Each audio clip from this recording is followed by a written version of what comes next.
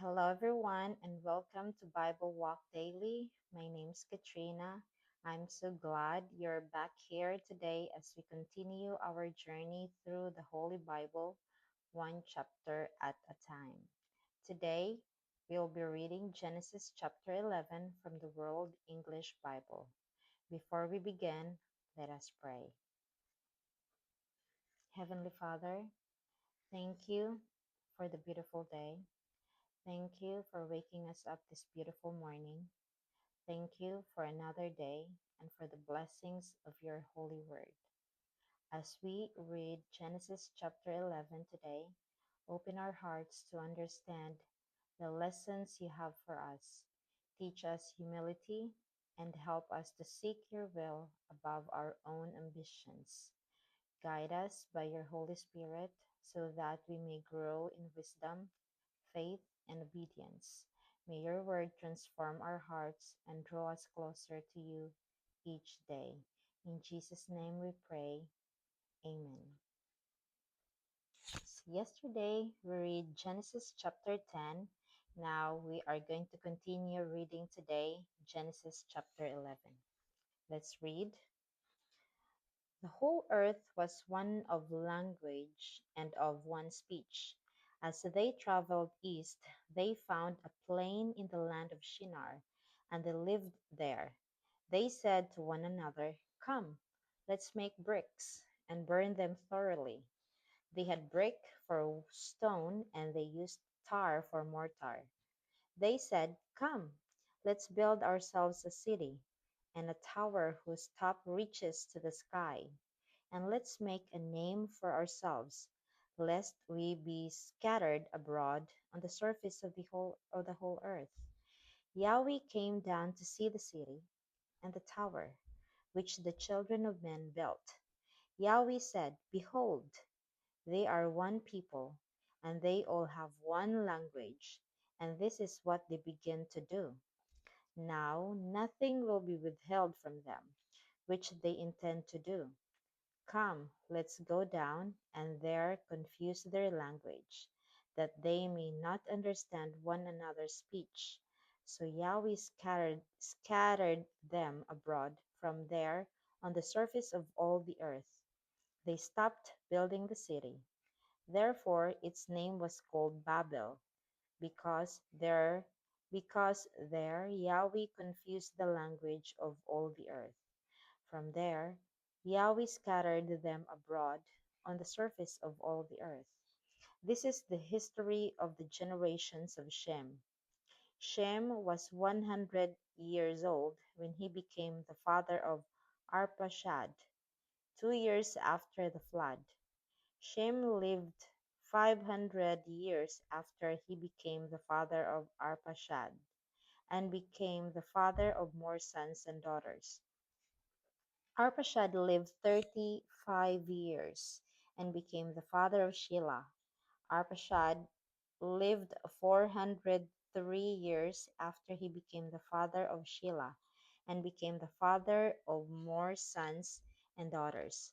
Shelah lived 30 years and became the father of Eber.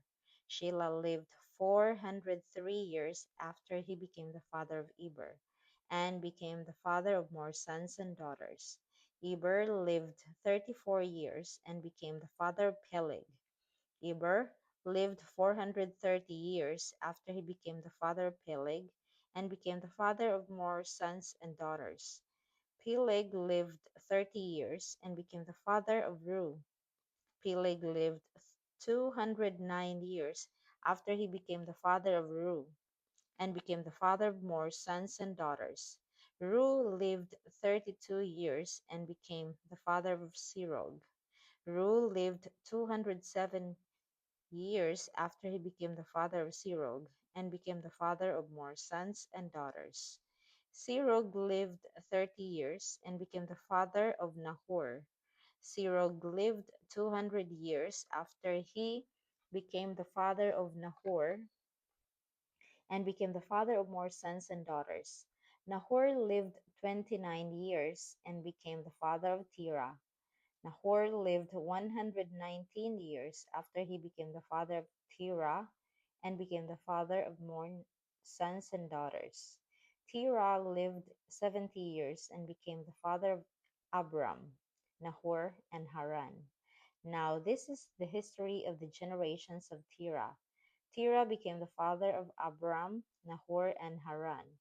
Haran became the father of Lut. Haran died in the land of his birth in Ur, or the Chaldees, while his father Terah was still alive. Abram and Nahor married wives. The name of Abram's wife was Sarai, and the name of Nahor's wife was Milcah, the daughter of Haran, who was also the father of Iscah. Sarai was barren. She had no child. Terah took Abram his son, Lut the son of Haran, his son's son, and Sarai his daughter-in-law, in is his son Abram's wife. They went from Ur of the Chaldees to go into the land of Canaan. They came they came to Haran and lived there. The days of Terah were 205 years. Terah died in Haran. And that's the end of our reading today in Genesis chapter 11. I will give you a short reflection of today's reading in Genesis chapter 11. Genesis chapter 11 tells the story of the Tower of Babel and the genealogy leading to Abram. After the flood, the people of the earth spoke one language. Instead of spreading the instead of spreading throughout the earth as had instructed, they gathered together to build a great city and a tower reaching toward the heavens. Their goal was to make a name for themselves rather than honor God. Because of their pride and disobedience, God confused their language so they could no longer understand one another. The people were scattered across the earth, and the city became known as Babel. This chapter reminds us that pride separates us from God, but humility draws us closer to Him. Our greatest purpose is not to make our own name great, but to glorify the name of the Lord. The chapter ends by introducing Abram's family, preparing us for God's incredible plan of redemption that will unfold in the chapters ahead. May we choose humility over pride, trust God's direction, and seek His glory above our own. What a beautiful reflection in today's reading in Genesis chapter 11.